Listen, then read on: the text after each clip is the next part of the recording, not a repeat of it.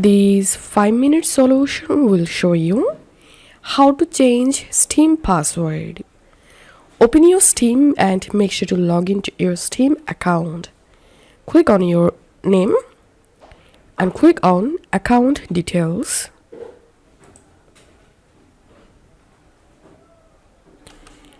And here make sure to select account details option and scroll down.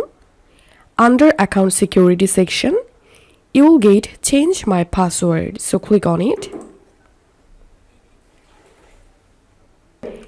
And here select how would you like to change your password. The first option is email verification. And the second one is without the email address, but you can add a new email address. So I'm selecting email and account verification code 2. And now you will get a verification code to your Steam account email address. All you have to do is just enter the code here and then click on continue.